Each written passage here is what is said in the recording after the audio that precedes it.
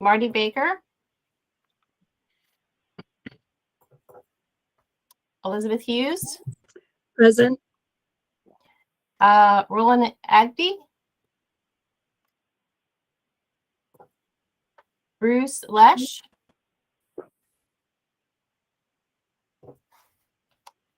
Peter Lesher. Present. John Kennard. Nick Redding.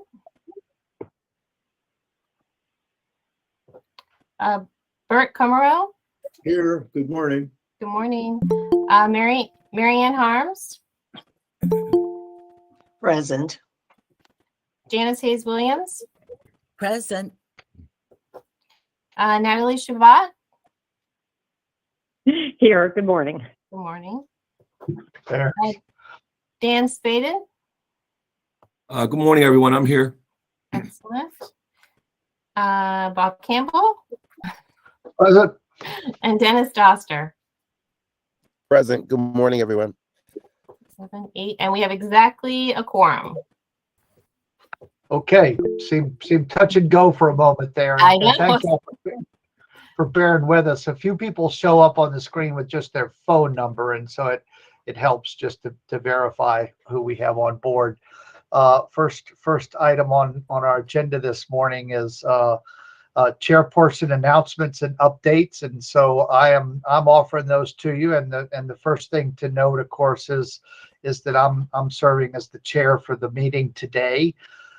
Secretary Robert McCord, as you all know, has transitioned out with post election, and so as he has stepped down from Secretary of Planning role, he has vacated the chairperson role for MHAA pending the nomination and approval of a new secretary, a new position. So I'm gonna help lead us through the agenda today. I think of myself as sort of facilitating that. I would note that I think Robert McCord did a very good job of that during his tenure. I'll do the best that I can. I invite all of you to be facilitated participants and help me to get it right. Don't let me miss anybody if you're trying to speak on a topic and we're not seeing you on the screen. So please just share the responsibility with me so that we can do the best work possible. I'm happy to fill in and we'll do what we can. So with that, we're called to order. We've got folks in. We've had our updates. I think the first order of business then probably is the approval of the minutes from the October 13th meeting. Any noted changes or editorial comments from folks that have reviewed that?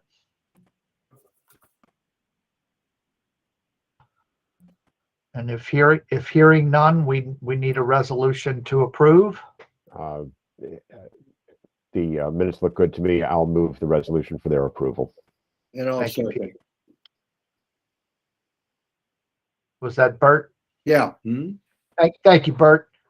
Glad to get you on board with a few final official duties here, sir. Well, thank you. Okay, then all in favor of approval, please say aye. Aye. Raise hand. Aye. Aye. Aye. Any objections or abstentions? With that, the minutes are approved. And then we'll move from here into management reports, where we let Ariane get warmed up for us. Ariane, first up, the financing fund report, please. Yes, I'm happy to provide the management report. Good morning and happy 2023 to everyone. I hope everyone's year is off to a good start. I'll begin with reporting on the financing fund. There have been no changes to the financing fund since our last meeting because we did not give out any emergency grants, or there were no projects that closed under budget. So the same amount that was reported in October will stand for this January meeting, which was the $41,558.32. sense. So if there are no questions, then I will move on to our next item. All right, Hearing none? I'm hearing none. So we wanted to give you a brief update on where things stand with our fiscal year 23 and our fiscal year 24 grants. And for the fiscal year 23 grants, I wanted to invite Martha to give an update on where we are with those grant agreements. Good morning, everyone. Happy to report that our fiscal year 2023 grant agreements are moving. They are going out the door. We have about 25% of those grant agreements are with procurement and are fully executed. So those grantees will be getting their first payment soon. And about another 10% of those grants for fiscal year 2023 are currently with grantees waiting their signature. We're working really closely with the Office of the Attorney General to get those grant agreements out the door. You may remember that there were some staffing changes at MHT this summer, and so the three of us as MHAA employees have been working with OAG to get those grant agreements out. So we're prioritizing our heritage area grants specifically, those management grants and the block grants, and then a handful of capital and non-capital grantees who need their money soon. So we're moving, we're making progress, and we will keep generating those and getting them out the door. Thank you, Martha. I also am noting that I see Marty Baker and Nick Redding joined us as well. So just Excellent. making a note of that. Welcome. So, and also Rhiannon brought to our attention that we were to have approved the minutes from November 10th as well. So, my apologies for missing that. I guess we'll call specifically for any comments on the November 10th special meeting minutes related to racial equity audit.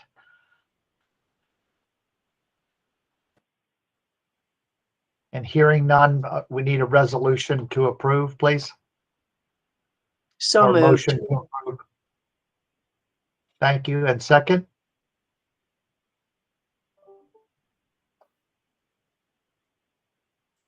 Hi, this is Elizabeth. I'll second the motion. Thank you, Elizabeth. All in favor of approval, say aye or raise hand. Aye. Aye. Aye. Aye. Aye. Any objections? Aye. Any objections? Hearing none, no abstentions. I'll abstain because I wasn't there. Okay. So I believe we are approved for both the meeting minutes. My apologies for that oversight. And now we can get back to the regular order of business, if you will, with, I guess, next up is the Racial Equity Working Group update, please, Marianne. Yes, before we move on to racial equity, I wanted to touch on the fiscal year 24 grant cycle. You all should have seen a memo in your materials letting you know that for the fiscal year 24 application, we're excited to announce that we revised the application. This was done in response to a lot of the feedback that was received from stakeholders during the racial equity working group interviews, but even prior to that, feedback was coming in from our heritage areas and from our applicants. So the changes really reflect immediate things that we could do to address the barriers to access that were identified. We were able to speak with and share the revised application with the heritage area directors before it went live. And we also had a small test group of historic cultural organizations representing capital and non-capital, new and repeat applicants, and multi-heritage area grants that reviewed it and provided feedback. So as you will see, it's a streamlined version, but we feel that the content and the quality of the application remains. We removed repetitive questions, reorganized the format, made it less cumbersome, and consolidated sections where we could. And the memo that we provided gives you sort of a comparison of the old application to the new one. But we really feel confident that the revised application is going to result in the same quality of submittals. And we really believe it's going to be more user-friendly. So wanted to share that with all of you because we're excited. Our applicants are, I think, excited to have a shorter application that is more user-friendly, but wanted to field any questions that there might be around the new application.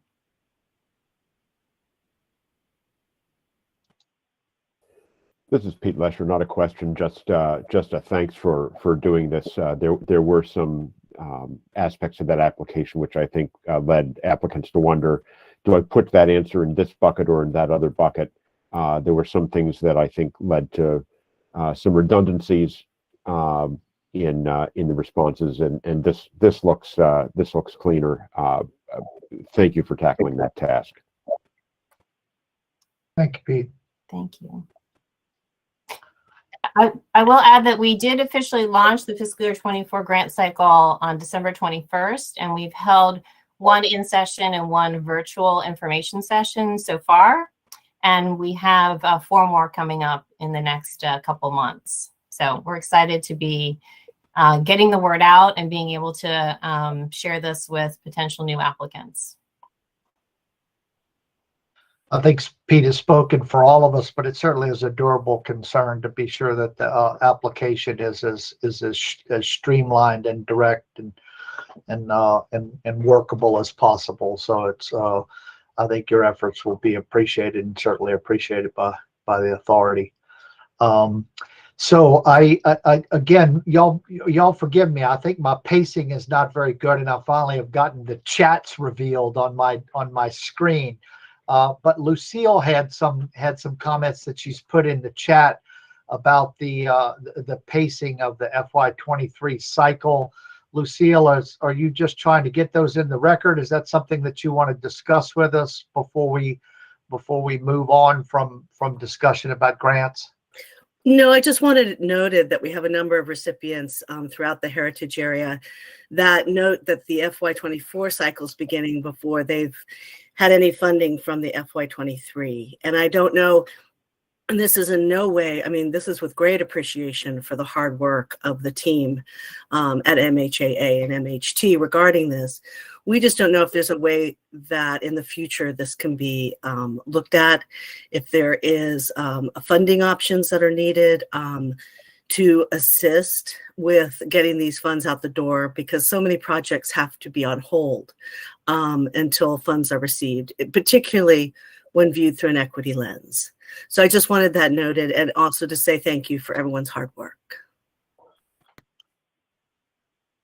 I think we probably are dealing with some degree of anomaly with 23 as we have caught up with the staffing in the program staff. That's an explanation, not necessarily an excuse, but I'm confident that they're working to get those out as quickly as they possibly can. With my own experience with a grant program, doggone if a year isn't just a relentless cycle sometime, and all of us with the gray hairs know that they seem to pass faster and faster. So we'll continue to ask for the best efforts on getting those out as quickly as possible. And the 24 has now been announced, so it's to the extent that that's awkward, we'll have to try to do better. I guess the next time we're confronted with a 24-25. But thank you for.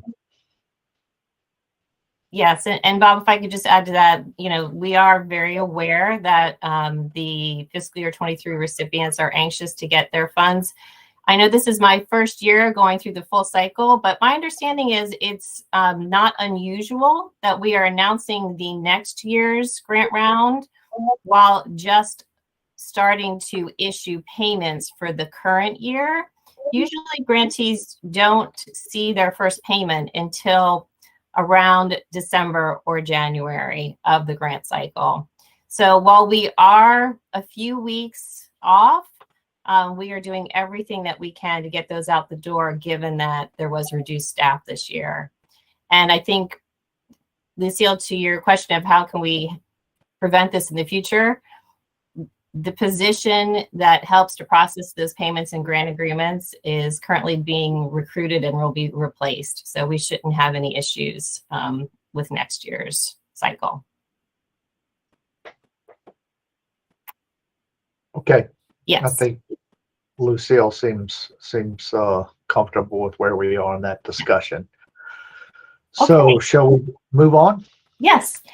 So with the Racial Equity Working Group, I just have a brief update. The last time that you all received information about this was at the November meeting. You saw the presentation, and we were able to take your comments along with the comments of the Heritage Area Directors and the Racial Equity Working Group, consolidated those, provided those to Symphonic. They provided us with a revised report. We're currently looking closely at that report. We've noted that there are some factual errors in the report that they have sent us, but they have addressed a good number of the comments that were provided. So we are working with them to finalize the next version of the report, which we believe will be the final version, and hope to have something by the end of this month that we can share with everyone. And yes, Lucille, I see your note about your request to see the report. So that it's once the Secretary of Planning has been appointed, we will ask them to write to all of the new agency heads to notify them of their role on the authority, and that in several cases, they already have proxies that are in place. So for all of you who serve as proxies to an agency head and are remaining in your positions and still wanting to serve on the authority, we encourage you to communicate that to your new secretaries once they're in place, and this will make it easier for them to just understand and confirm that you want to continue in their capacity if they choose to maintain that arrangement. So for the 10 governor appointee slots, anyone whose whose existing term ended in 2022 and would like to be reappointed, you do need to reapply through the state's appointments portal. And this applies to 4 of our existing members. That's Dennis Doster, Janice Hayes Williams, Pete Lesher, and Dan Spaden. So for you 4, I will send you emails with the link to the appointments portal, and you will need to resubmit since your term technically ended in 22. So an email will follow. There are a handful of folks whose term does not expire until 24, and you don't need to do anything. So that's Bob Campbell, Natalie Chabot, Marianne Harms, John Kennard, and Nick Redding. So Okay. we can just hold with those. And I just wanted to go back and clarify for the folks who were in proxy positions. Does our collective institutional memory, can it verify there's no problem with people continuing to serve until someone new might be asked to serve instead by new secretaries? Is that okay? that is my understanding, unless the secretary themselves chooses to serve and does not want a proxy. But Okay. I'm guessing that history proves that the proxy remains. So those of you that are remaining on board through transition, thank you for your continuing service. That must feel fairly familiar to you in the transitional ways of government. Thank you. And if there's any questions on reappointments, please reach out to me, but I'll send follow-up emails to those that need to resubmit at this time. And Okay. that's all I have to report on reappointments. And as far as we have, if folks have stepped down and we need new appointments, that's all of those circumstances are encompassed within the three groups that you've already addressed. Yes, and the one situation that we are aware of is with Bert, and Bert has very graciously identified someone that he's recommending, and that will pass through recommendation with the proper channels to get that done, and I'm assisting with that on the back end. Okay, very good. Well, so listen, we stole our thunder. We're going to give Bert an opportunity to share some parting thoughts with us later on, but I don't mind that it's come up now so that we all understand that our time with Bert is becoming a rare commodity. So enjoy him today while we have him, ladies and gentlemen. If that's all we have on the member reappointments, then I think we're through with the management report. That's the 4 items? Yes. Yes. Okay, well then, Bridget and/or Lucille, we'll turn to you for the Coalition of Heritage Areas report. Yes, hi everyone. I've been asked to take the point on this today because I'm involved a lot with the legislature right now. As you all know, opening day was yesterday, and a number of us attended different forums and meetings and conferences and receptions. One of note that was really great was the Eye on Annapolis. I don't know if anyone else was there for that at 7:30 yesterday morning, but Governor-elect Moore, President of the Senate Ferguson, Speaker Jones all attended. It was a good chance to talk to them again about about the Maryland Heritage Area Program and its importance. So that is always great. This year, again, we are at this time not doing a specific reception. We are focusing our efforts on direct meetings, attending legislative breakfasts, luncheons, receptions, etc. So a lot of this is with an eye looking at this program. Since we are the advocacy arm of the program, we're allowed to be out there and talking to our politicians and our legislators. We're looking toward this program increasing its funds in the future because there's so many amazing grants that are still left on the table through no fault of anything, except we don't have enough funds to cover them. So that's something we're continuing to address, and we're out there making sure that the Maryland Heritage Area Program is noted, and also to make sure they know that we're a national model. Only one of 3 states in the nation that has a state-based heritage area program. One date of note is February 10th will be Tourism Day. And that is a day when traditionally heritage tourism is also highlighted. I know that I'll be addressing the Southern Maryland delegation on that day. And I've been addressing other delegations, particularly the Prince George's, regarding a national approach. But a number of us are addressing delegations. That day, they meet directly with their legislators. And we're out there talking about this program and its real impact on the state, and any feedback that members ever wish to give us to carry with us as we go, and with our administrators, any messages they have, we really want to represent the program to the best of our ability, and that is our main report at this time. Bridget, did you have anything you wish to add on the general report? No, thank you. Okay. Well, then, that being the case, I am pitching it to first, in terms of our individual directors, I am pitching it first to Bridget because she has great news to share, and I will let her jump in with that. Yeah, so thank you for your time. I wanted to let you know that in October, many partners gathered, as you can see here, at our trailhead to hear Governor Hogan and Constellation announce the donation of approximately 300 acres in the Lower Susquehanna Heritage Greenway for public recreation and conservation. And this is just part of, hopefully, a larger project. This is just halfway down the river to the bay. At some future point, we will discuss a land donation midway through the river up to the Conowingo Dam. This has been a collaborative effort between, of course, Constellation, State of Maryland, so many local, county, and state conservation and environmental organizations. You'll see here DNR, the Park Service, of course, LSHG, Port Deposit, Havre de Grace, Hartford Land Trust, Cecil Land Trust, and the Chesapeake Conservancy.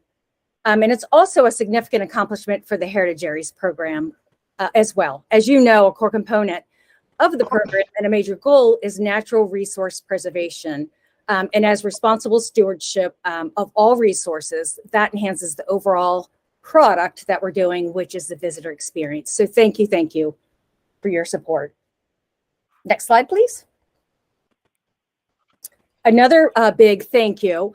The National Park Service recently announced that the Havre de Grace Maritime Museum's new exhibit, Underground Railroad, Other Voices of Freedom, has been designated a National Underground Network to Freedom. And this should say program, not street. And it was funded in large part by the Maryland Heritage Areas program. The exhibit focuses on the upper Chesapeake Bay and the lower Susquehanna River watersheds and the role of the waterways as an impediment to escape, as well as the avenues to freedom. So it tells of stories of both successful and failed escapes, Black freemen and white abolitionists, bounty hunters and kidnappers, and a murder.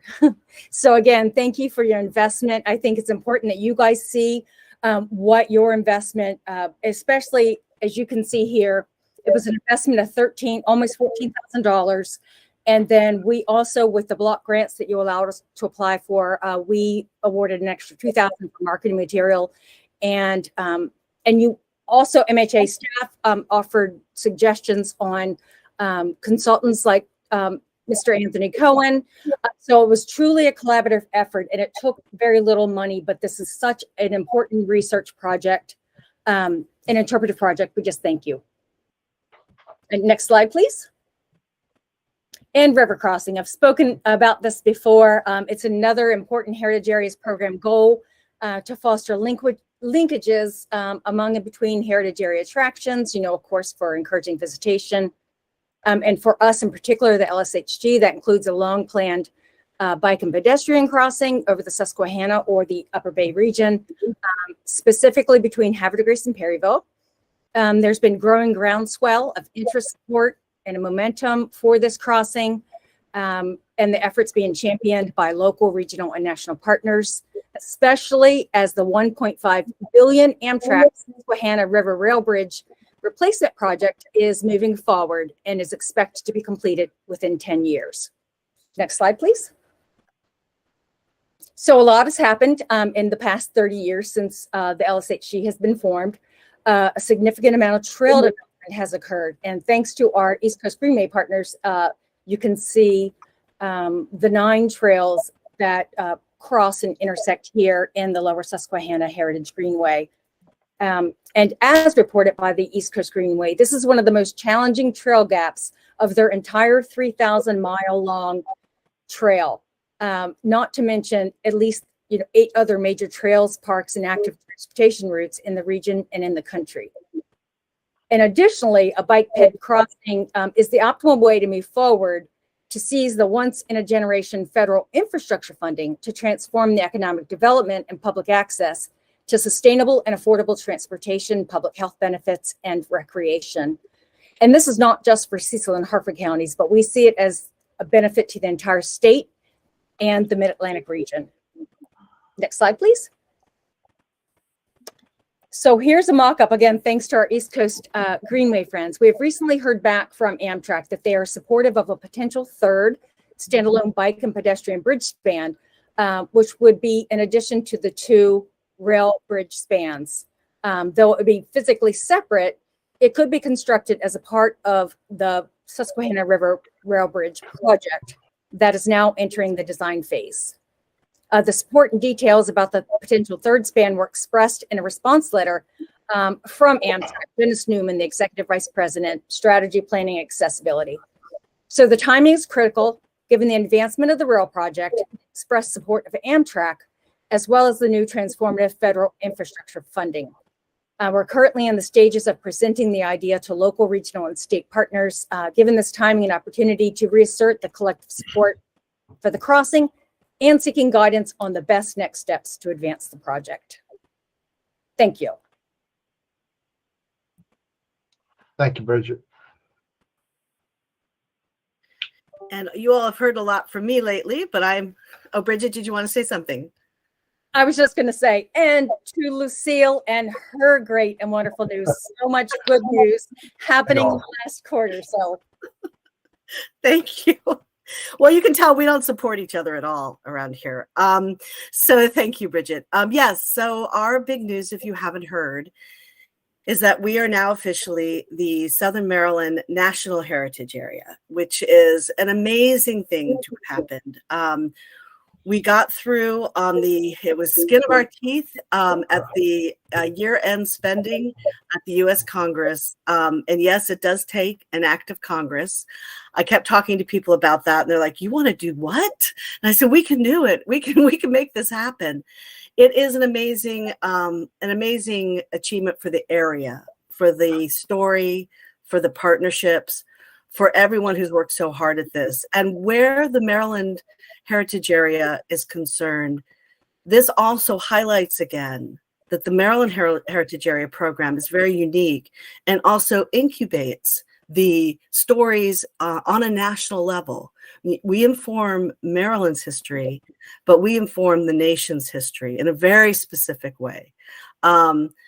So for us, this is going to be a big process. We are in the process of putting a steering committee together for a management plan. We do have a feasibility study.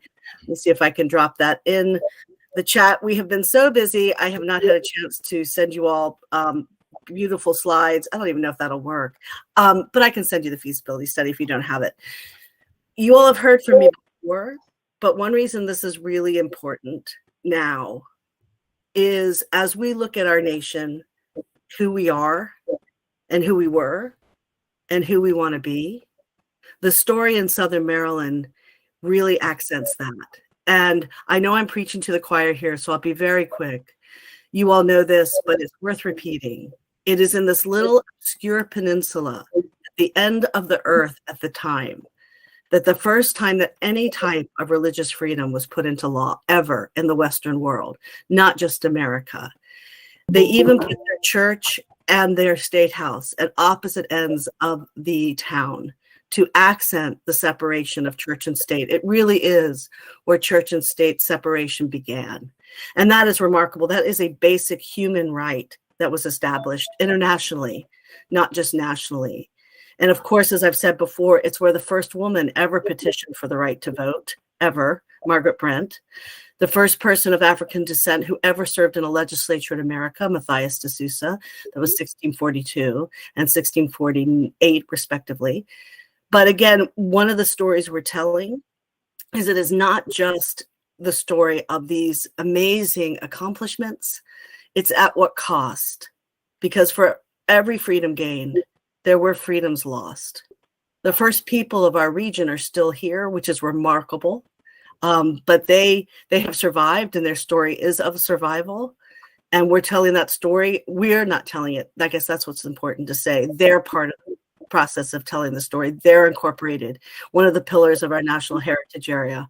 Also, again, when we look at African American experiences, we are having people that are descended from those folks that were owned in this area telling this story, because the African American experiences are so varied and so powerful. And those are another pillar of this. When we look at Matthias de Sousa, we think it was a mere 40 years after he served in a legislature that an act was passed that allowed for the enslavement of people of African descent and their families in perpetuity. And that is a hard story to tell, but again, it's a story of resistance and survival, and ultimately the human spirit.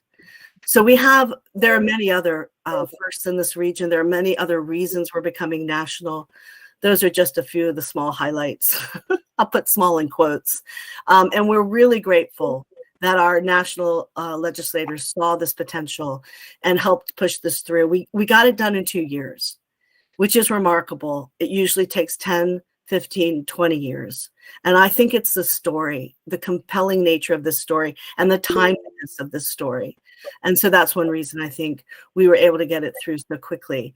I also wanted you to note that on January 19th, I have invited Senator Ben Cardin, and he has accepted, to do a keynote speech at a legislative reception meeting for the Tri-County Council, which is my partner organization for Southern Maryland. But this meeting is for anyone from throughout the state that wishes to attend. And that's on the 19th, starts at 5:30. The keynote speech is at 6:30, and it is about our national heritage area. He will be addressing other legislative priorities as well, but he really wanted to make sure to highlight that. We're in the announcement phase right now, but we're also looking ahead to the launch, the media event launch stage, which will be in the summer. And again, we want to incorporate the powerful nature of Maryland having this program that I think in many ways allowed us to become a national heritage area. So that is my news today.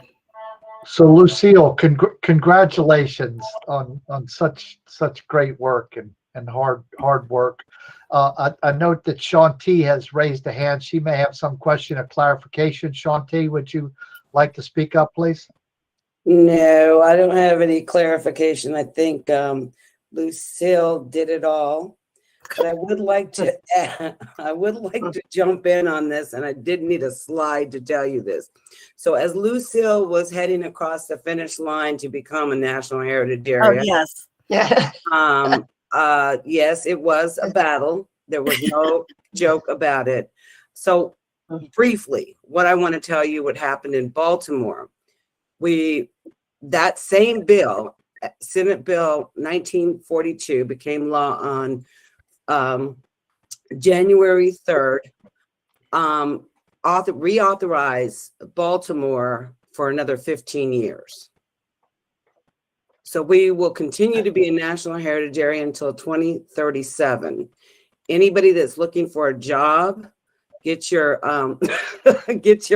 get your young folks ready, because I won't be here in 2037 to do this again. But I will tell you this. What was really phenomenal about this, not just getting reauthorized, but I had been questioned for 2 years. When is the national boundary going to be the same as the state boundary? And I used to tell people it will take an act of Congress to get those two maps merged.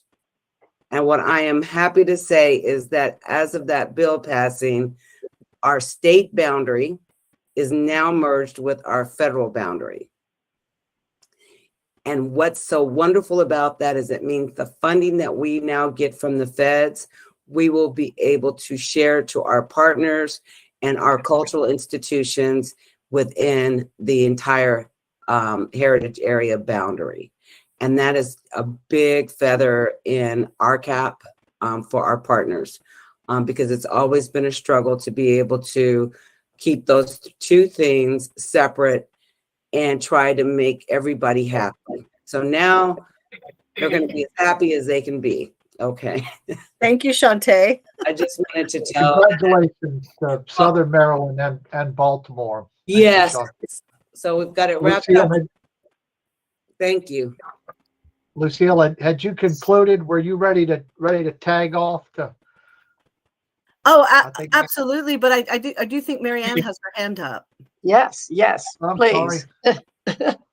I'm a resident of Southern Maryland, and, this area is extremely remote from the power centers of the urban centers. And the fact that this went through was just Lucille's force of nature. It is an absolute miracle that she managed to coordinate all of this. And I've worked on things with the elected officials doing projects to be able to pull everything together at the right time and to accomplish something of this historic nature is just amazing to me. So you are my hero, Lucille, for pulling this off. And thank you so much for your dedication to this project. Oh, you're so kind, Mary Ann. Thank you so much. Thank you all. Yay Heritage Area programs. Hip, hip, hooray. Okay. Next up, Mountain to the West. Is this correct, right? Yes. Mountain Hi, to the everybody. West. Yeah, hi. It's Kim. So since I have the floor, I will take the opportunity to congratulate all of my other fellow directors because they're doing incredible work, and it's an honor to work with all of them. So I'm gonna just talk for a few seconds because I'm gonna share a video. So I think everybody knows, I had talked about it previously. We celebrated our 150th year of being a county in September with a pretty large scale event. That event was a huge success. We hosted over 4,000 people that day at our Garrett County Fairgrounds. We that project, I'll say, was supported with a $45,000 grant from MHAA and a $1,500 grant from a mini grant here at the local level.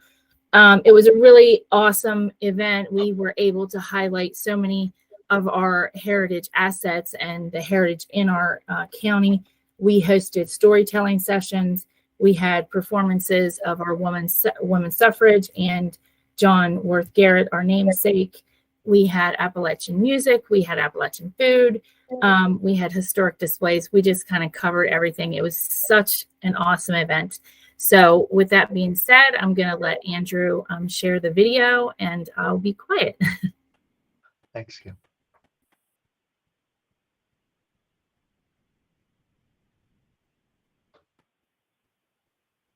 I wrote some trivia questions down about Garrett County. Is that okay?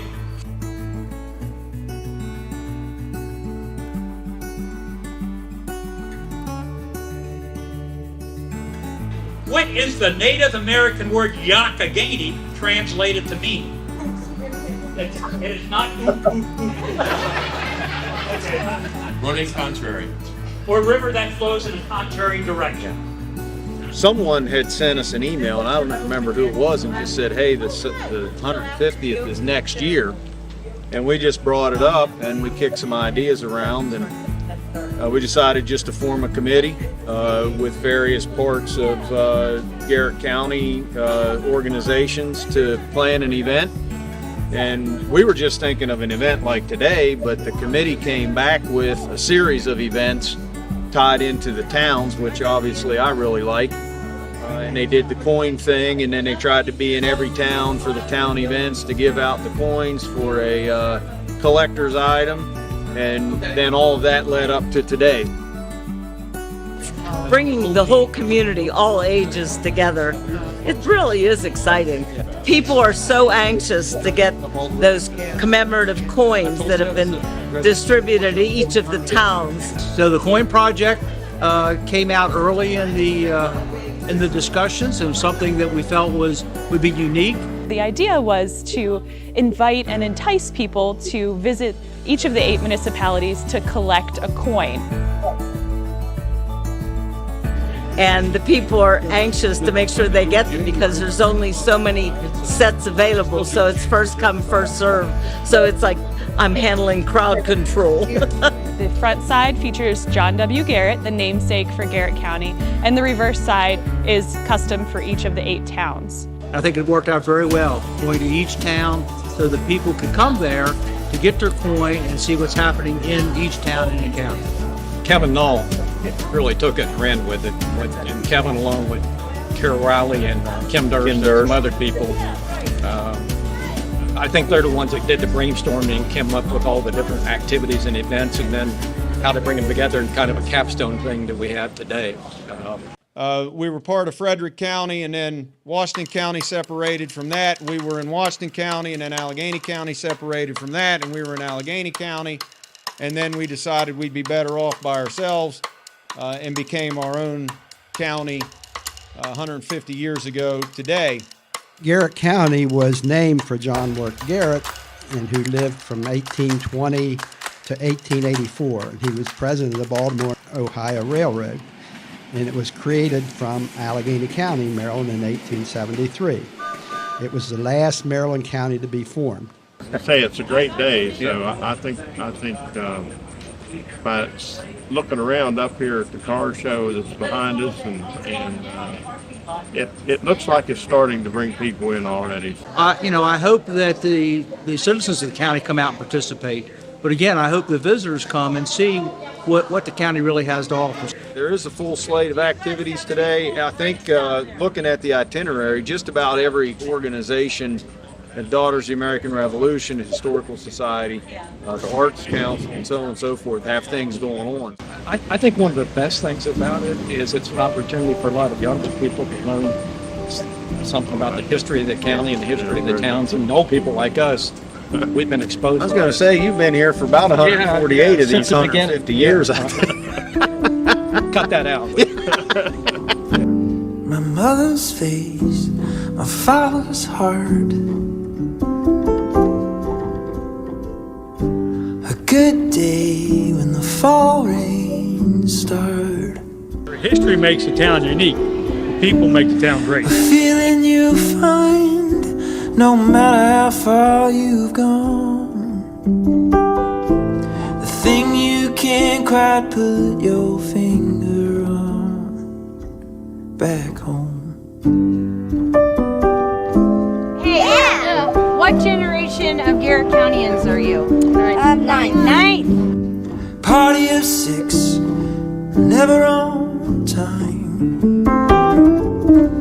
No, we don't have any coins You left. won't melt, go play outside. Learn that the sun still shines behind the clouds. When summer comes, you roll the windows down. Back home. Towns will have some coins to give away, and then the Historical Society and the library are going to have 25 sets to sell to as a fundraiser for them. A name carved in stone. It's all the little things that nobody knows. Everyone has few they call their own. Back home.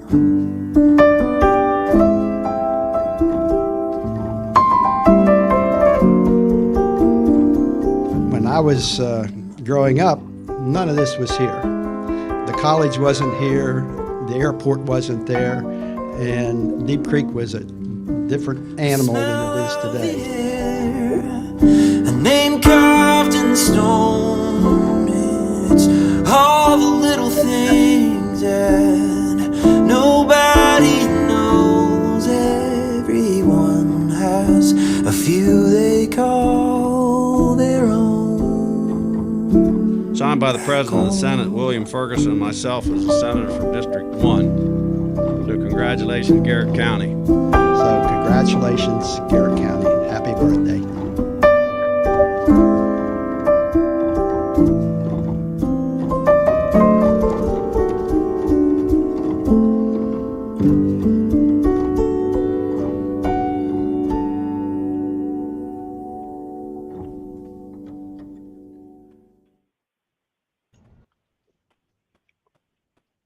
So I think that sums up pretty well what what the event was. It really was a huge success, and we worked on it for over a year. So it was a tremendous amount of work, but it was worth it in the end. And I just want to share that with everybody. Thank you, Kim. That's welcome. great. Okay. Tag. Hi, hey, and let me say, Sure, too, hi. Kim, sure gonna miss Senator Edwards and Delegate Beitzel. They were huge supporters of the Heritage Area Program, and my gosh, they're gonna be really missed. Yes, But amen. great job. Hi, everyone. This is Dee Dee Ritchie, Director of Passages of the Western Potomac Heritage Area. I have a bunch of good news to report today as well. In 2017, we kicked off this concept of the River Park at Canal Place. And again, Senator Edwards pulled me aside after that meeting and said, listen, Dee Dee, this looks like a great project if you get the support of the community leaders, stakeholders, whatnot, will definitely support this project. Well, thanks to the Maryland Heritage Area Authority, they gave me the first $30,000 match to do the feasibility study to get this river concept done. We got that completed. Everybody loved it. Very unusual for Allegheny County and City of Cumberland, Canal Place, and all these people to even partner and work together. And that is what this project has done to Allegheny County. A couple years later, the authority, Maryland Heritage Area Authority, gave us another $49,500 to do a survey boundary of what the park, where the park parameters were going to be, identify property owners affected by the park, did some hydraulic surveys. So we had that completed, and that kind of really kicked off the project. But the good news right now is we just received $6 million earmark project funding from our federal legislators, which is huge for our area. And if that doesn't show the support of this river park, I don't think anything else does. The river park itself will be right in the heart of the city of Cumberland within the heritage area. There'll be public access to the river because there is none now in the city. There'll be river cleanup. The dam will be removed. Whitewater features will be put in place. There'll be trails, connector trails, public viewing areas. I mean, it's just a outstanding project that's going to really and have a tremendous economic impact on Allegheny County. So this is great news for us. Speaker Jones came to Canal Place about a month ago, saw the project. Commissioner, now County Commissioner Bill Atkinson, who used to work for Department of Planning, showed the speaker around. She loved this project as well. She said, ask for money to complete this project. So we're going to be asking for $25 million from the General Assembly. Hopefully that'll go well, and we'll receive that money. So, I mean, this is big news for Allegheny County and the city of Cumberland and for Canal Place. And again, thanks to the authority for letting us kick this project off to get it where it is today. I certainly appreciate it. Also would like to announce that another big partnership project with Allegheny Arts Council, Allegheny County, City of Cumberland, Canal Place, Frostburg State University. We submitted an application to the Levitt Foundation. This is a private family foundation that supports arts, cultural and education events in what they call underused public spaces. It's a grant that's going to give us funding, $30,000 for the next 3 years to put on a cultural series event at Canal Place. The city, the county, FSU, they've all partnered with us to help us out with some of the funding. We're going to be coming after Maryland Heritage Area funding for some of the match money. But again, that's for the next 3 years that we're committed to that programming.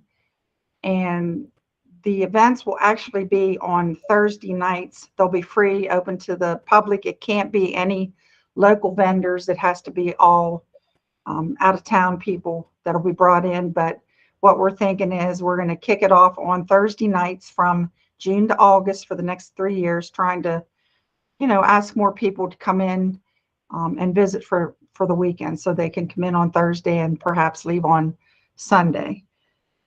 So that's also been a huge plus for our area and for partnerships. And the last thing I wanted to announce, and Kim, this is part of Kim's Heritage Area too. Allegheny County, Garrett County will be hosting the PACE reception down at the Westin in Annapolis on January 19th. The reception actually starts at 6 o'clock, but all during Thursday, we have meetings with new elected officials. So we, Allegheny County, people involved in the River Park, we actually have a meeting, a separate meeting with Brooke Learman, the new comptroller, with Lieutenant Governor Aruna Miller. So we're trying again to push this River Park project, but the whole PACE reception, the main theme is outdoor recreation. So we'll also be plugging the Heritage Area program, since that's such a huge part of what we do out here. So anybody that would want to attend PACE, it does cost money to get to the reception, but they'll be having meetings and whatnot all during the day at the Westin. So thank you. Thank you, Deirdre. Sure. Congratulations again all the way around, and thank you all for sharing your good news with us all, keeping us inspired.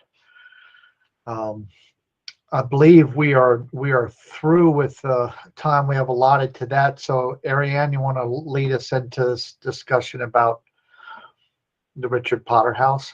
Yes, thank you. And congratulations to everyone, to all the Heritage Areas for all the hard work, but that is a lot of exciting good news. So thanks for sharing.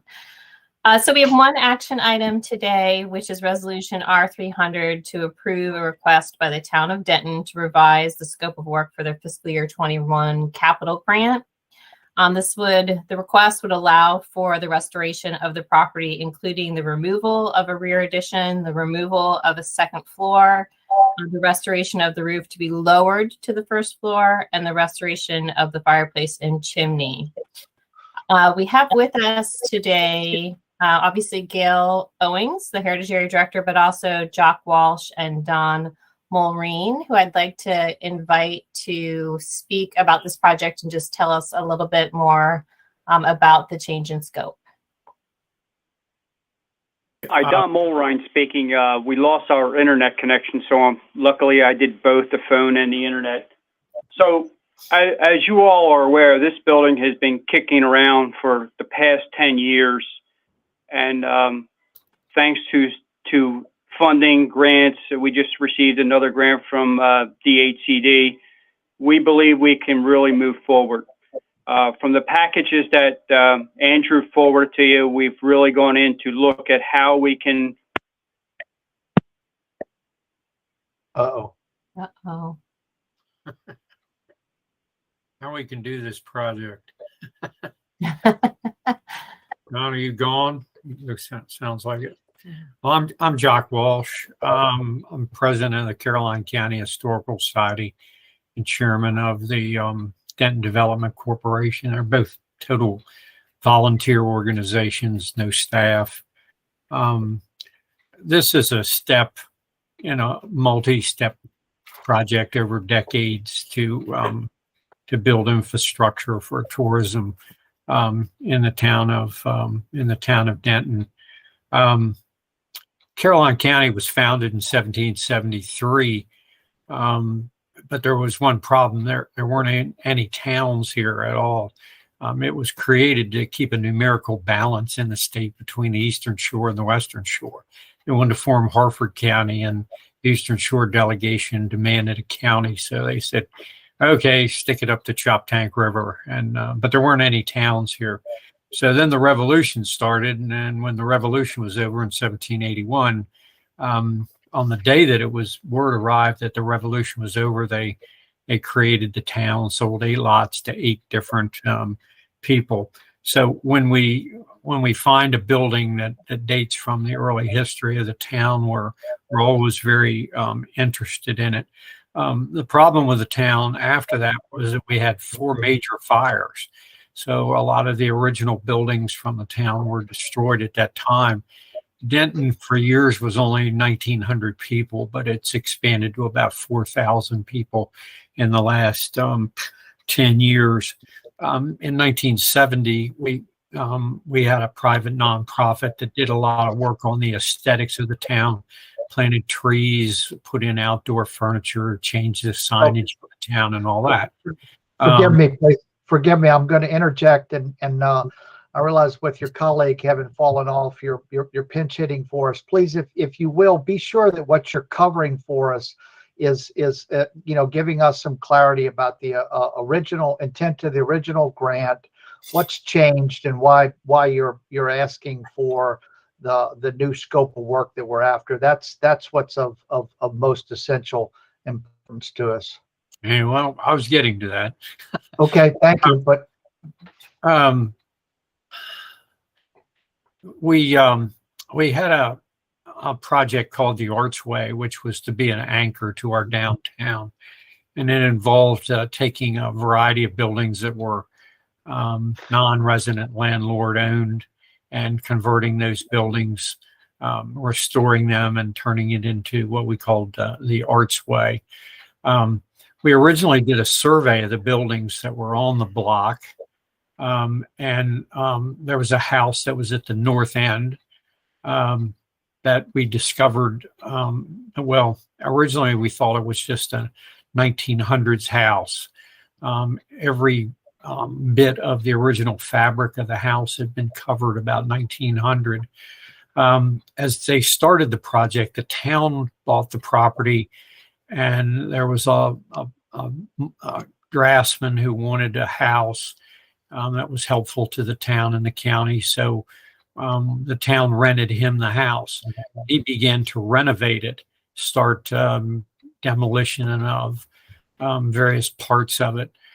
During that demolition process, the Historical Society visited the dwelling and discovered that the lower front half of the house was actually very old. And we could tell that from a variety of things, everything from a pinned rafters in the roof to water-driven sash saw collars in the roof to beaded beam ceilings, etc. It was a real revelation. So the project had been to allow this gentleman to continue to renovate what was a 2-story turn-of-the-century house. And he subsequently departed from the town, and we said, hey, this is an opportunity to save this 1-story house. And it turned out to be the house of a young man named Richard Potter. Richard Potter was a free black whose father indentured him as a slave in an adjoining town where he was mistreated. And ultimately, he was kidnapped and taken to Delaware to be sold as a slave. Now, how do we know this? Because Richard wrote a book on the subject, and the book was later published first in Denton and then in Philadelphia and later in Baltimore. And it's really a fantastic tale of what happens to kidnapped victims. Richard was only about 10 years old, and the strategies used by his kidnappers included putting him in a blanket chest if the sheriff came at night, sometimes sticking him in his wife's bed with his wife under the covers. And when the sheriff came in, she'd moan and groan, and the sheriff wasn't going to pull back the covers to see if there was anybody else in the bed. So that was covered. If he was outside, they put a big dog on his chest that would grab him around the neck if he tried to move. Now, what we found in the house, and how do we know that this house was Richard Potter's house? There's several narratives, one a memoir that was written, plus we had a professional researcher that worked at the Maryland Archives look into the land history of the record, or excuse me, land records of the house. There was a house there in 1907. I don't know whether that's the house, but if you look at the pictures, you can see part of the roofing materials. What alerted us initially was the fact that the rafters were pinned at the top, and I couldn't understand that for a turn-of-the-century house. That left-hand picture, you can see that. Also, there was a lot of hand forming with felling axes of the girts and other materials that were in the house. There was the ghost of the original winder stair that was in the house. So clearly the house was at one time just a one-story house. And what they had done is they had added a second floor. They had taken the roof off, built a second floor, and put the roof back on. So we had ourselves an early 19th century house, one that had the history of this Richard Potter, who wrote a book on his kidnapping in 1853 that we've traced. The house itself is on the Network to Freedom. It's in our Arts and Entertainment District. It's on the Harriet Tubman Byway. What else, Kathy? Kathy Mack was with us. It's in our historic district. So the street itself we intend to use for artisans. The Arts Council has already, if you see the picture on the left, the house on the left was a equally deteriorated building, and we've restored that. And that's the home of our fiber arts group in Caroline County. And on the right, the greenhouse, that was a very deteriorated building, and we've restored that with the help of MHAA. We've restored that, and that's the Arts Council of Caroline County's building. So it fits in nicely with this street that we hope to use as a Western anchor in our town to encourage tourism. But it's important, we think, to recognize a dwelling like the Richard Potter house that's tied to a person who was kidnapped to be enslaved, and ultimately wrote a book that gives very high level of detail regarding Richard's kidnapping. And I guess the requested changes. Just got an email. The requested changes. Yeah, So the that. change, Any questions? so the changes that we're looking for are to take the two-story back off of the house that was built about 1900, to take the second floor off the house, which was built about 1900, drop the original roof back down on the first floor, which is early 1800s, as is the roof, and we'll be back to having the Richard Potter house. The Arts Council, which is next door, would ultimately like to combine this house with the operations in theirs to as a display area for fiber arts. Okay. Questions? Well, I think we have the background now and are on point as far as the resolution for the adjustment to the scope of work. Do we have questions or discussion, or are we going? How can we vet what's proposed here?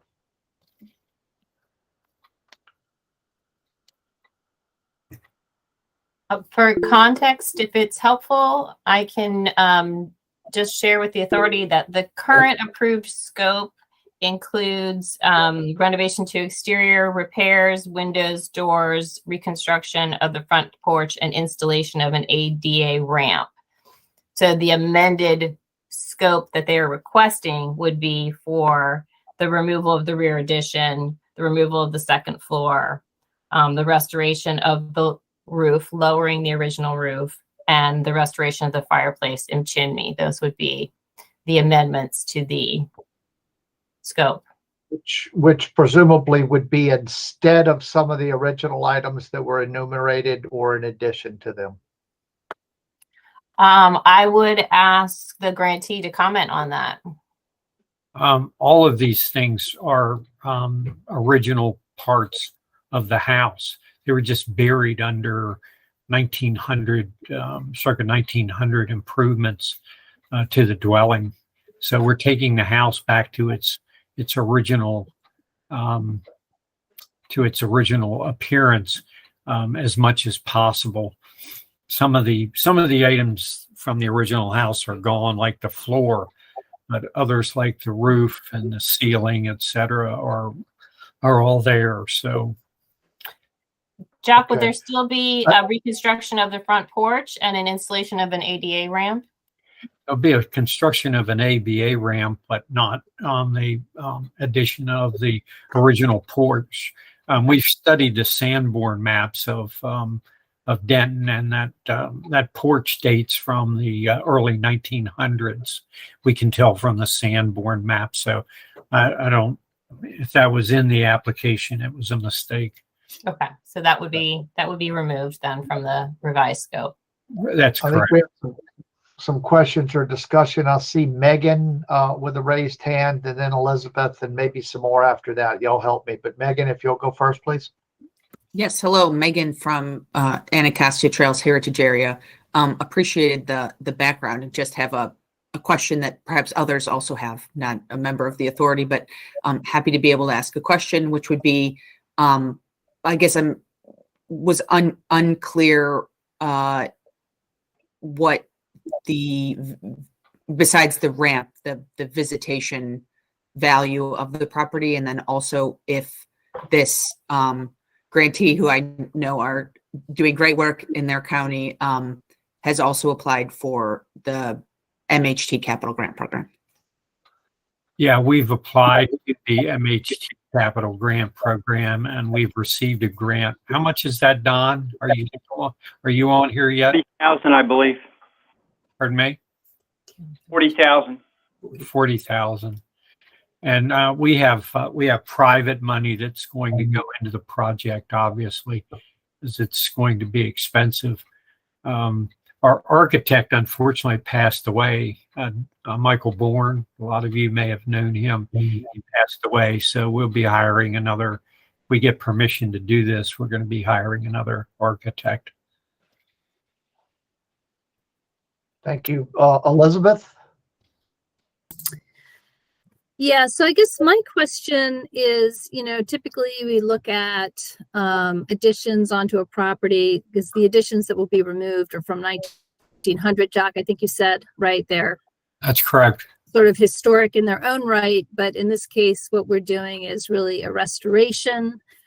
So ordinarily, rehabilitation, in order to meet the Secretary's standards, we would, not take things back, but this is not really a rehabilitation, it's a restoration. So it's sort of different standards. I guess, my question might be more for Ariane, as far as the review of projects that are funded with Heritage Area money that may, do these go through 106? Does Beth and her shop? Yes. Yeah. Yes. And so, their determination, if the original grant was not to do this deconstruction components, their determination of these proposed actions might be different. So I guess that's sort of a question in my mind, but putting that aside, Jack, so you got an MHT Historic Preservation Capital Grant, or did you get an African American Heritage Preservation Grant that you just mentioned, the 40,000 or 30,000 or whatever? If Don's still on there, I think it's a MHA grant, isn't it, Don? The capital grant that we received. Capital grant, okay. Yeah, I'm just looking at it up on Blackbaud. I'm only seeing the 40,000 from MHAA. Oh, okay, yeah. Well, the Caroline County Historical Society is willing to put in probably another $40,000 at least. And don't you have some additional money from the sale of the other building, Don? Yes, the town has $40,000 of town money to put forward to the project, as well as I stated in the beginning, we just received $200,000 from DHCD to help move this along. I'm dedicated to making sure we get this house done before I retire. And I believe Andrew has their hand up.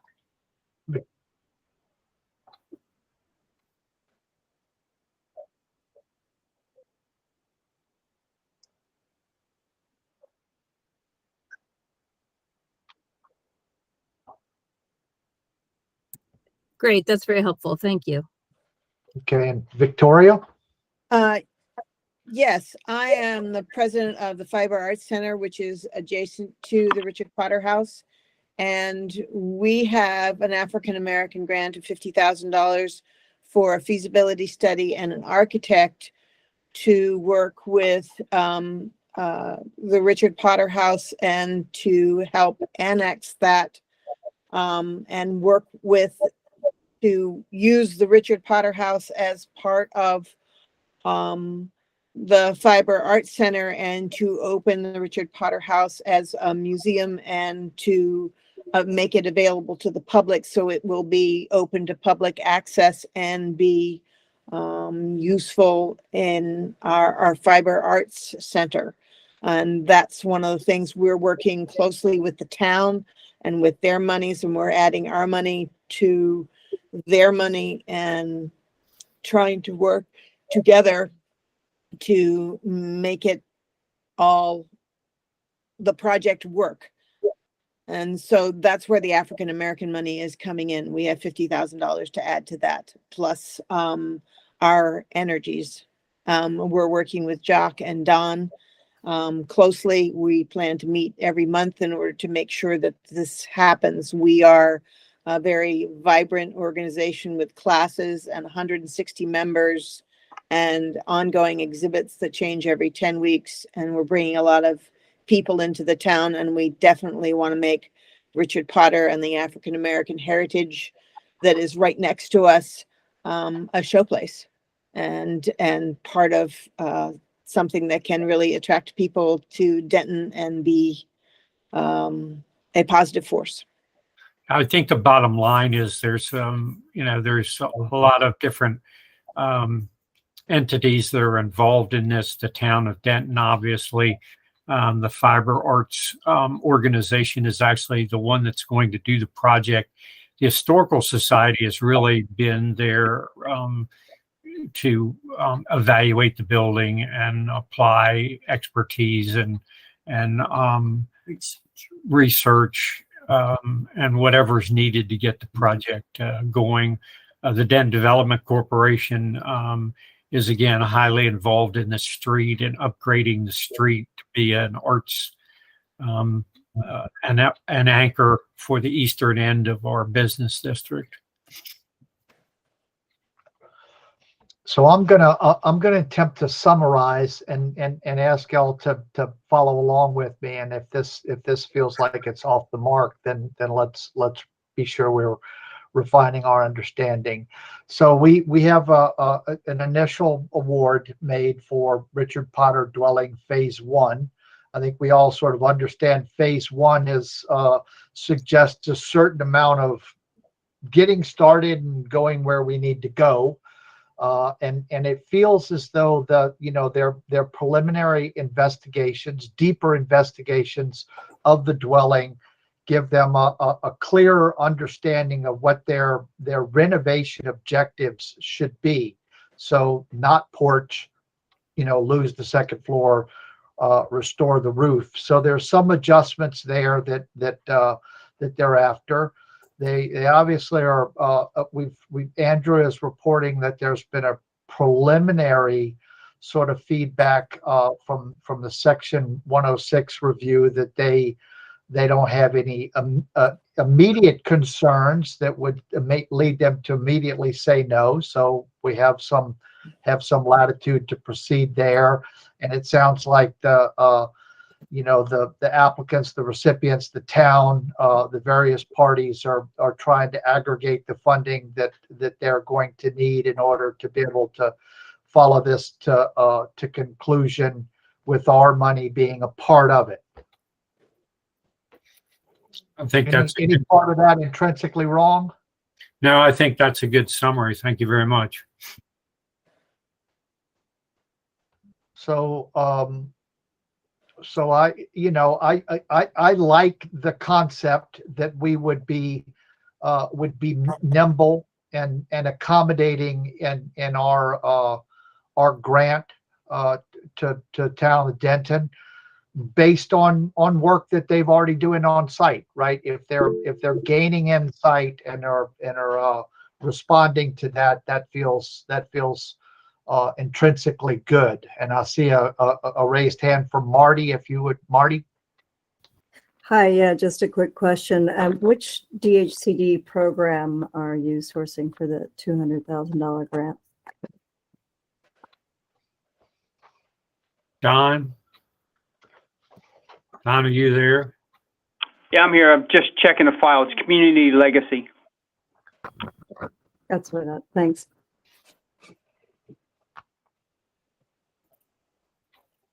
Any other questions or comments? Bob, I'd like to comment. This is Mary Ann. Yes. Hey, Mary Ann. I certainly applaud these organizations, because anybody that's done a restoration of a house or home realizes things just pop up. And their enthusiasm for reaching back into history and trying to honor the legacy of this property, I think, is to be encouraged. And if we could adjust the grants and move with this new information, I would certainly be in favor of that. Thank you. Any other discussion before we entertain a motion? So we have a resolution to approve this change in the scope of work, this revision in the scope of work. Do we have a motion to approve the resolution from anyone? So moved. Thank you, Mary Ann. I'll second. It's Marty. Thank you, Marty. Okay, we will vote. All those in favor of approving the resolution as provided to us, please indicate with a raised hand or an aye. Aye. Aye. Aye. Any opposed? Hearing none. Any abstentions? That may be one abstention with the raised hand there from Janice Hayes Williams. So the motion has passed. Thank you, folks. Your team from Town of Denton working through communication difficulties. I appreciate your presentation for us. Sounds like you got what you were after. Well, thank your organization for all the help you've given us over the years. We've actually worked on 47 buildings. May all your surprises from now on be pleasant ones. Yeah. Thank you. Yeah. We take on this one. Yeah, this is Don Mulrine. I really appreciate your help in allowing us to move forward. I think you're going to see a great building shortly. Okay, thank you. Well, what is next on our agenda? I think we're done. We have a discussion, next up discussion on Heritage Area 5-year action plans. Yes. Ariane, how should we proceed? Yes, one discussion item that does not need a vote, but I'm hoping that the authority could come to some consensus on how to proceed related to the Heritage Area's 5-year action plans. So these are the documents that are used. They're a simplified mechanism for keeping the management plans up to date. The Heritage Areas are required to do 5-year action plans. The last set of 5-year action plans ended in 2018, and we've been working towards doing our next cycle of action plans. COVID got in the way, but the way that it is set up presently is that the Heritage Areas were scheduled to submit their 5-year action plans to the authority at the April meeting. And in my meeting with the coalition, there's been a handful of Heritage Areas that have expressed that they have extenuating circumstances that are preventing them from feeling like they can get those action plans in place by the April 23rd meeting. And that's resulted them asking the authority for some extensions. So there was a memo included in the materials that you received letting you know the heritage areas that have circumstances that are preventing them from getting these submitted in April, with a few recommendations for the authority to consider in terms of a deferment. And I just wanted to add that in the memo you received, it listed Southern Maryland Heritage Area, Baltimore National Heritage Area, Stories of the Chesapeake Heritage Area, Canal Place, Passages of the Western Potomac Heritage Area, Anacostia Trails. And there's one additional heritage area that reached out to me after the memo was sent, which is Heritage Montgomery. Wow. So those are the 6 that have extenuating circumstances. And what the staff has laid out are options for the authority to consider. The 3 options would be: 1, to deny the extension request and still require the heritage areas to submit their 5-year action plan in April. We would do this knowing that most likely what they've submitted would have to be amended later once they work through the issues that are contributing to them feeling as though they're not ready to submit in April. The second option is to defer the start date of the heritage areas that are asking for this deferment, but still hold them to the same end date so that all of the heritage area 5-year action plans line up to at least the same end date. The last option would be to allow them to defer the start and end date so that it is a true 5-year plan. The staff is not recommending this because it would be very uneven for us to have the heritage areas 5-year action plans not at least ending at the same time, but it is an option for you all to consider. So if the authority were to consider approving either the deferred start date or the deferred start and end date, we would recommend that any of the heritage areas that would be seeking this extension submit a justification in April in place of their 5-year action plans, stating what the proposed start and end date are, along with a list of goals and objectives that would use the same 5-year template, but would outline what it is that they'll be working on during the deferment period for which they are requesting. So we have an understanding of what their goals are, and we can line that up with their management grants that they'll be requesting.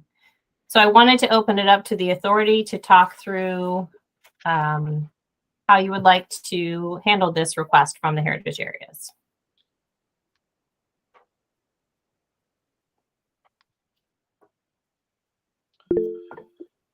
Pete? Well, I heard a strong signal from the staff not to go with option 3, so that I would recommend the second option, the delayed start date, and then keep all the finishing dates in alignment. That would seem to give the maximum relief to the heritage areas and without an undue burden on our state staff. Okay. Thank you. And Marty?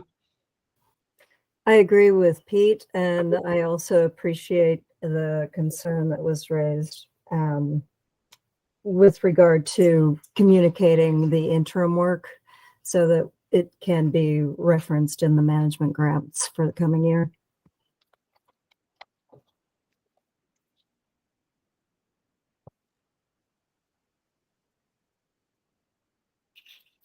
Okay, well, I don't think we're really interested in entertaining the reject the request. They're being offered in good faith. They have extenuating circumstances.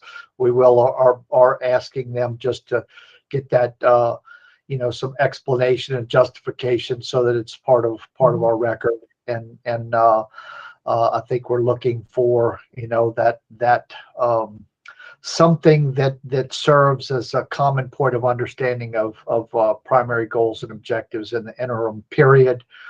And ideally that will be easier than the 5-year plan itself, but important in addressing some of the same points. So it seems like the second option feels pretty well considered to us. We have several folks speaking in favor of it. Okay, wonderful. I will consider that to be consensus unless we have anyone that feels otherwise or would like to speak up about concerns. Okay, wonderful. Then I will work with the Heritage Area. Oh, I'm sorry, was there? No, good. Okay. You got it. Great. Then I will work with the Heritage Area directors to provide the deferred start date option and put the interim reports in place so that everyone has what they need to proceed. So thank you all for that. Thanks. Well, next item on the agenda is member announcements. Anyone have things to share for the good of the order? I certainly do. I'd like to say a few words. I'm at the end of my tenure here, and I would really like to thank Bob for being such a steady and good colleague during this time. I've been in the Maryland public history business for over half a century, and I can tell you that it has gotten a lot better. It's gotten more inclusive. My goal always has been to put serious history in front of the public, and I've led 3 important Maryland museums, and one of them was Historic St. Mary's City, which has been a slog. It's been at it for 50 years and has a really important story to tell about early America. It's a remote story. The 17th century was really a frontier here, and I think Lucille Walker has done an incredible help to that whole area down there, all of Southern Maryland.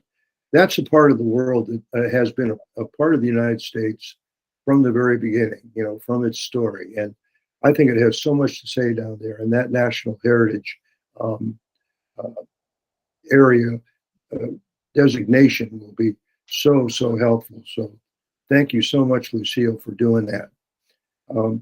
Now, as I step down from the Maryland Heritage Authority, I just wanted to say a few things about the future, but also to thank this program for being such an excellent program. I think it's been great. It's getting better every year, and I wish it good luck and Godspeed in the coming years. And I'd like to thank everyone today and all the predecessors that I've worked with there for their good work and their friendship. But as I talk about the future, I wanted to mention something very, very specific that I think is going to be important to you down the road. And that's important anniversaries that are creeping up on us. We have the US 250th in 2026, Baltimore's 300th in 2029, and Maryland's 400th in 2034. And I know the MHAA will be involved in all of them, and they all will provide great opportunities. Now, I've worked with 6 previous anniversaries going back to the Civil War centennial, and I've seen a lot of anniversaries come and go. They're all based on historical events. Unfortunately, a lot of them are based on wars, but they give good opportunities to grow public interest in a place like Maryland with its fascinating history, which leads to the whole national experience. Now, anniversaries, I think, have to focus on our heritage areas and the entire state, as well as the typical sort of major urban communities. And there's no better opportunity, in my mind, to get serious history on the table for the public. Maryland could be a key player for the entire country during the 250th because of its long and important history. I like to call it a small state with a really big history. And I've had a project with my wife, Mary, that I've developed since I retired from the Maryland Historical Society. And I've mentioned it here before. We even put a proposal out in front of you last year, and it wasn't funded, but we went back to the drawing board and revised it, and we're moving ahead. I think it's an important legacy for what's going to be happening in the future. Our Maryland Mosaic Project, we call it, is one of the best ways to get the whole state involved in 2026. We now have some funding. And we're working to produce a collection of what we're calling digital mosaic pieces, 80 to 100 peoples, places, events, objects, and documents in all 23 counties in Baltimore, as well as all the 13 heritage areas. And these are Maryland firsts in the nation, our state's contribution to the evolution of this country. And we're building our network to get beyond the well-known to the lesser-known stories to create a complex picture of our border state's history for 2026. That border state involvement has really given this sort of an approach that gives us a look at how the country has evolved in the northern end and the southern end of Maryland. And we're discussing our project with all the heritage area directors. We want organizations that can tell their own stories and also to develop heritage tourism sites to visit. Now, recently, we talked with the directors Shante Daniels, Megan Bacco, Liz Chateau, and Sarah Rogers, and they have given us great feedback. And we'll talk to the rest of you soon. As our intended output, we hope to have a statewide project at the 250th Commission, which we'll be developing with a new administration here this year, and it will adopt this for 2026. And we thank all of you again for so graciously offering to help us and put our mosaic together. Judging from my past experience with anniversaries, everyone will benefit from an engaging Maryland mosaic. And we don't think we can do it without you. So we'll be in touch, and we really, really want to get your help. And thank you so much for all the years that you've been doing good work, and good luck and Godspeed to you all. Thank you, Bert. We'll miss you, and but hope we won't miss you. And you've been not only a champion in Maryland history, but I think of you as part of Maryland history. So, Godspeed. Yes, thank you, Bert. I know that I came in on the tail end of your many years with the authority, but it's a wonderful contribution and legacy that you've left. So thank you so much for all of your service, and we'll continue to benefit from it. And I appreciate knowing that we'll still have ways of interacting. Yes, indeed. Yes, indeed. Yes.